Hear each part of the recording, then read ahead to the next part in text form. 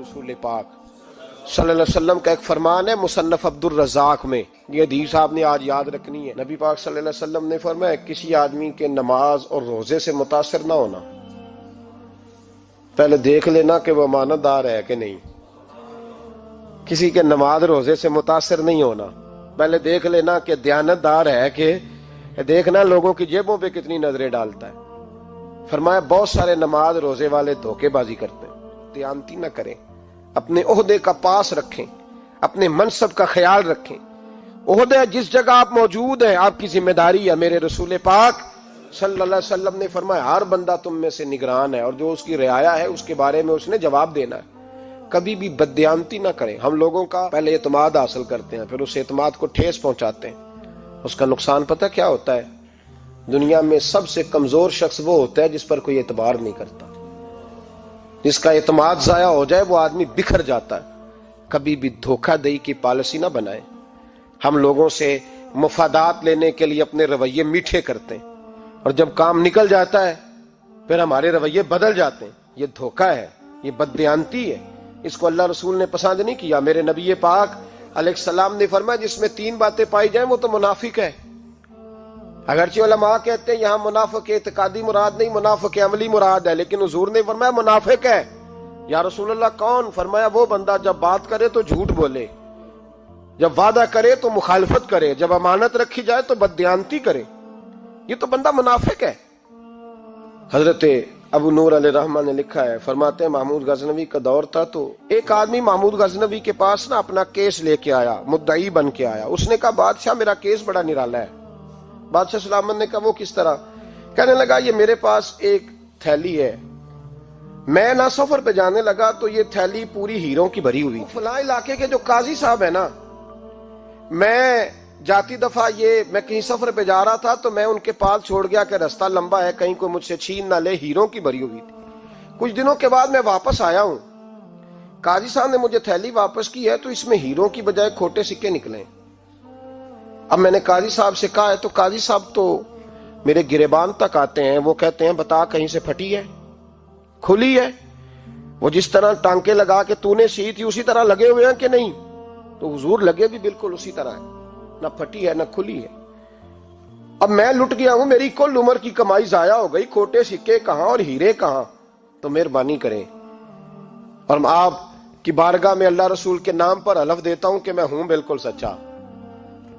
محمود غزنوی کہنے لگے تو جا، تھیلی چھوڑ جا، اور جب میں تجھے بلاؤں گا پھر دوبارہ آنا۔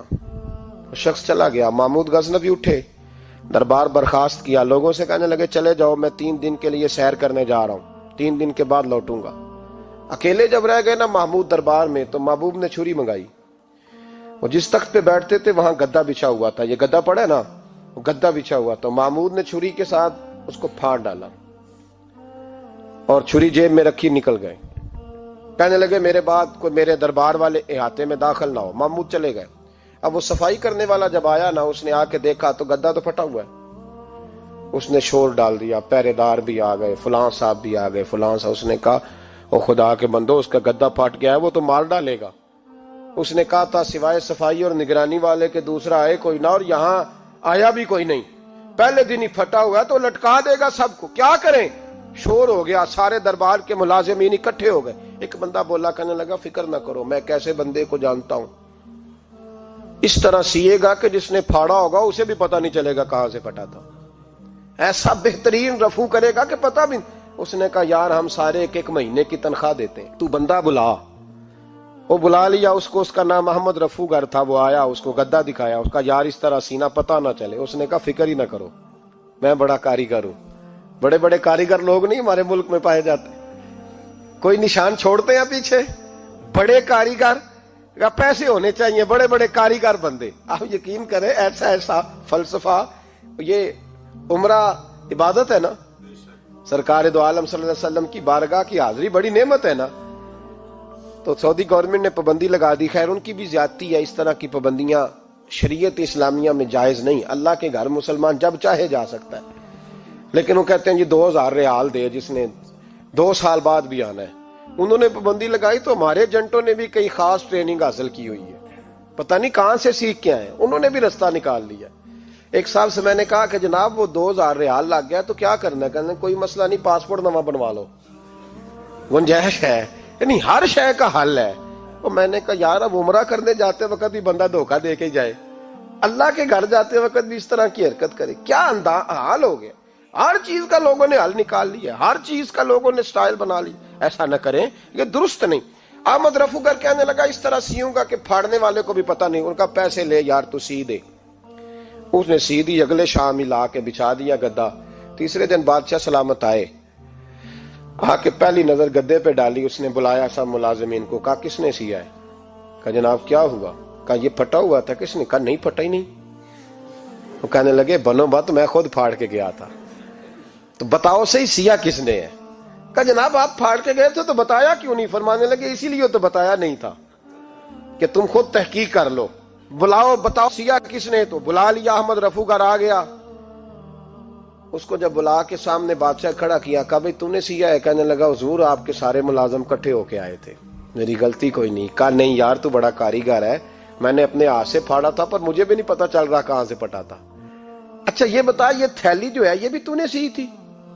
اس نے کہا جی آپ کے خادم کا ہی کارنامہ ہے، وہ فلانے علاقے کے قاضی صاحب آئے تھے، اس میں سے ہیرے نکال کے تو کھوٹے سکے بھرے تھے، تو مجھے بھی تھوڑا سا حصہ ملا تھا۔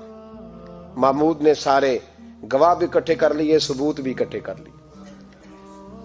پھر قاضی کو بلایا، پہلے سارے ثبوت اور گواہ کیس حل کر لیا۔ پھر ہمارے ہاں یہ حال ہوتا ہے کہ مدعی 2-3 ہفتے کے بعد خود ہی ہاتھ باندھ جاتا ہے، کہنا تسی میری جان چھڈو، مجرم پھڑو پاوے نہ پڑھو۔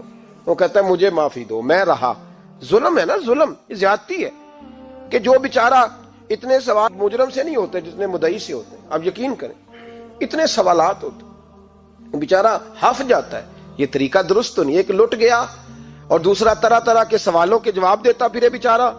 سارے ثبوت اکٹھے کر کے قاضی صاحب کو بلایا، تنہائی میں لے جا کے محمود غزنوی نے کہا قاضی صاحب آپ سے غلطی ہو گئی، غریب آدمی تھا، وہ لٹ گیا ہے، اس نے تو بڑی مشکل سے کچھ ہیرے جمع کیے تھے اور اس کی کل کائنات تھی، تو آپ اس کا مال اسے دے دیں، بات ختم۔ قاضی صاحب کہنے لگے آپ مجھ پہ الزام لگا رہے ہیں، سوال ہی نہیں پیدا ہوتا۔ آپ میری داڑھی دیکھیں، آپ میرا اعزاز دیکھیں، دنیا جانتی ہے میں اس کا۔ قاضی صاحب انسان بھول ہی جاتا ہے، بندہ بھول جاتا ہے، غلطی ہوگی، مال نے کہا نہیں سب کہا میں تنہائی میں پوچھ رہا ہوں، میں اس وقت پوچھ رہا ہوں جب دوسرا موجود کوئی نہیں، آج توبہ کر لے، میں کچھ نہیں کہوں گا، تو میری زبان پہ اعتبار کر، تجھے پتا ہے میں جو کہتا ہوں اس پہ عمل بھی کرتا ہوں، باز آ جا۔ پر قاضی نے کہا نہیں میری غلطی کوئی نہیں۔